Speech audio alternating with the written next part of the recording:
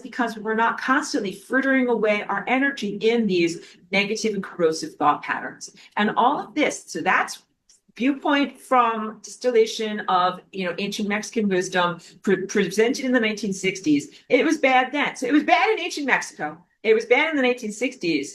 It is worse now for a variety of unspoken reasons. Because the implantation of the predator's mind into the human mind is something that happened on a genetic and esoteric, energetic, and chakra level. But what we have now in this time and place is the use of technology, the use of a subdermal neural connectivity system that makes it even more difficult to free your mind from these caustic and diminishing thought patterns and to be truly free. And so now we have to get into my rant, and I'll get to all of your beautiful questions. Don't worry. My rant against my own work of the things that I talk about that worked 10 years ago. So 10 years ago, like yours and all of our chakras, we were not connected in this artificial sense. The synthetic telepathy has connected people so that one is destabilized by the other people around them. If you could imagine, as we look at this picture over here, go back to this, get an annotation.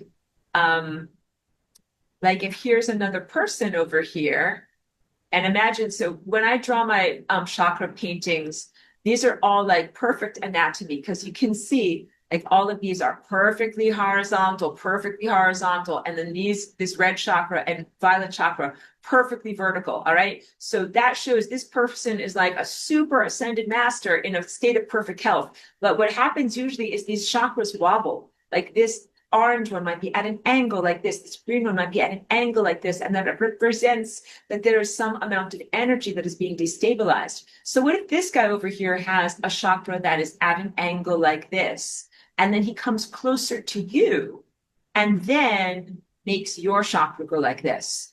That is what you're facing.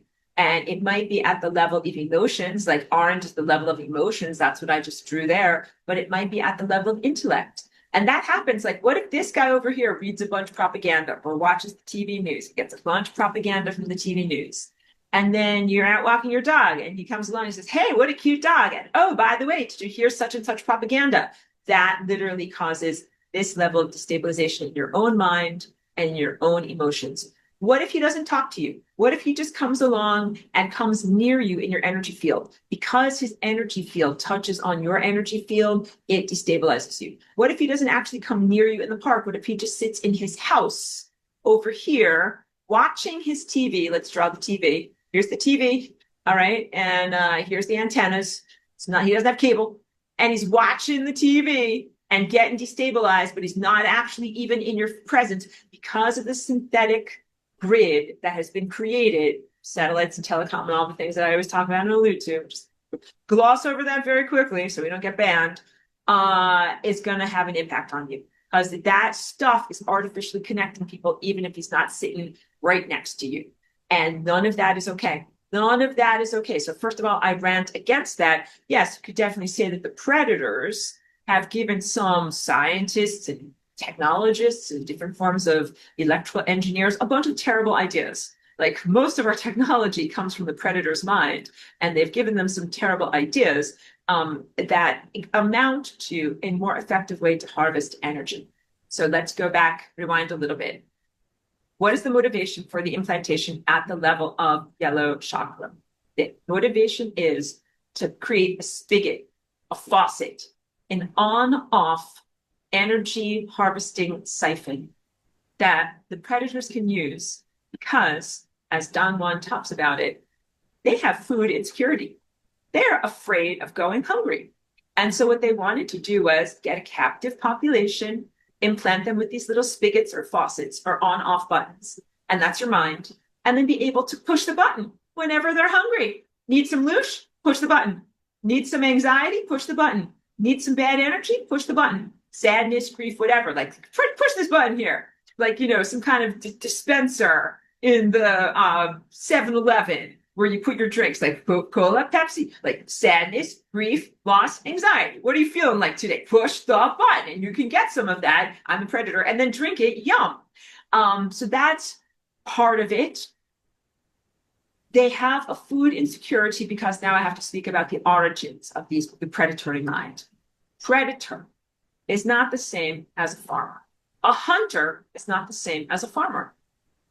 If we were to even validate their existence in the ecosystem of consciousness, which is what I tried to do in my notes from 10 years ago, prepare for the rant, because these things should not be validated in the ecosystem of consciousness. They are actually aberrations that shouldn't exist. But if we were to validate them, we would say, oh, once upon a time, they existed as a type of predator who prowled along. Like imagine a lion that's living in Africa somewhere. And it's like, I'm so hungry. I have to eat a gazelle. Where are all the gazelles? Let me go and find them. And then I find the gazelles. And then I have to run really, really fast and be wily and crafty. And then if I'm lucky, I will catch one of them and eat it. And I'll gorge and I'll eat everything. And then I'll, sit around for a long time digesting it.